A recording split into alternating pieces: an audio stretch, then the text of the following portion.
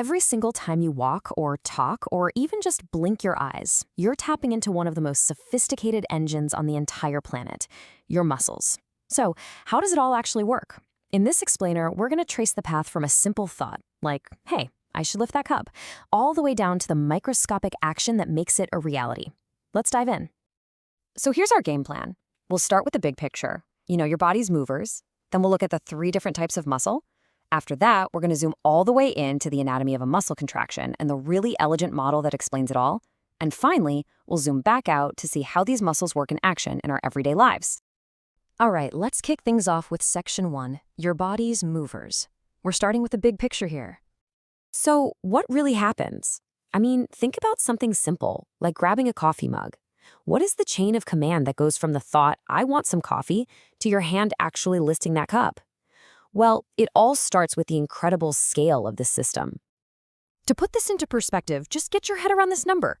For an average 120-pound person, a staggering 50 pounds of that is pure skeletal muscle. That is over 40% of your entire body weight, all of it dedicated to one primary job, creating movement.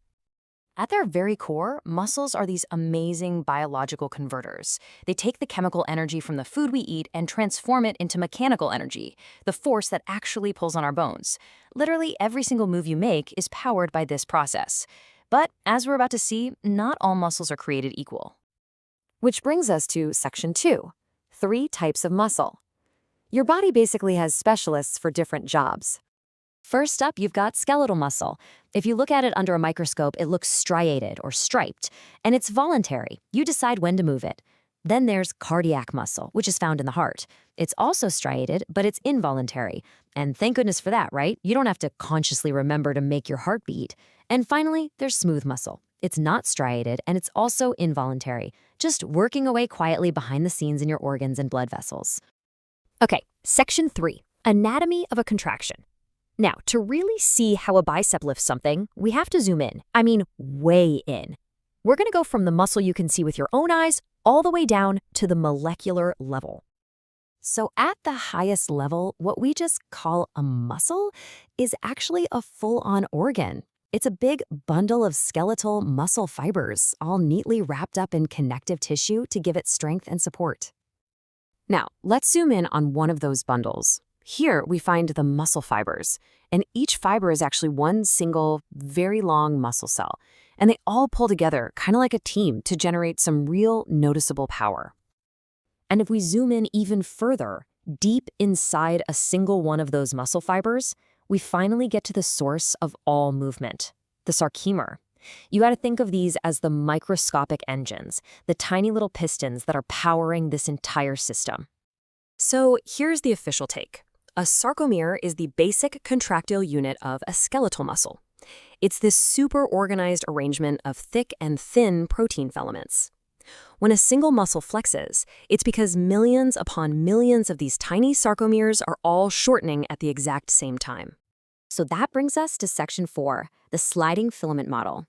How exactly does a sarcomere shorten? Well, for decades, this was a huge mystery until this one really elegant theory came along and changed absolutely everything we thought we knew. And the credit for this huge aha moment goes to a physiologist named Andrew F. Huxley. He proposed that the filaments inside the muscle don't actually shrink or get smaller. Nope, they do something much more clever. They slide. It's like this beautiful 3-step dance. First, a signal from a nerve triggers a release of calcium. Second, that calcium acts like a key, allowing the thick myosin filaments to grab onto the thin actin filaments. And third, this is the magic part.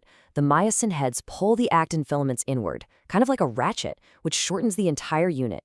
And when you have millions of these tiny pulls all happening at once, that's what generates real force. All right, section 5, muscles in action. So we've seen how the tiny engine works. Now let's zoom back out and see what this incredible system does for us beyond just lifting heavy things. Of course, there's movement. That's the most obvious one. But just as important is your posture. A continuous, low-strength muscle contraction called muscle tone is what's holding you upright in your chair right this very second. And third, there's heat production. That energy conversion in your muscles isn't 100% efficient. A whole lot of it is lost as heat, which is actually essential for keeping your body temperature stable. Now listen, Not all contractions are the same. In an isotonic contraction, the muscle actually changes length, like when you're lifting a book. But in an isometric contraction, the muscle generates a ton of tension, but it doesn't change length at all. Just think about pushing against a wall. Your muscles are firing like crazy, but nothing is moving. And this is why different types of exercise change our muscles in different ways. Strength training, like lifting weights, actually increases the number of those little actin and myosin filaments inside each muscle fiber. That's what makes the muscle physically bigger. It's a process called hypertrophy. On the other hand, endurance training, like running, is different. It primarily increases the number of blood vessels and mitochondria, making the muscle way more efficient at using oxygen and fuel over a really long time. Have you ever wondered why you're still breathing heavily for a few minutes after you stop exercising? Well, that's your body repaying something called an oxygen debt. During that intense activity, your muscles were using energy way faster than you could supply them with oxygen, and that produces lactic acid. So that heavy breathing afterwards, that's just your body taking in the extra oxygen it needs to clear out that lactic acid and get its energy reserves all back to normal. It's a perfect little example of your body keeping everything in balance. So, from the silent contractions that are holding your posture right now to the explosive power that lets you sprint, your muscular system is just this extraordinary piece of engineering. It converts fuel into force, it keeps you warm, and it turns your thoughts into actions. So the real question is, what will you ask your muscles to do next?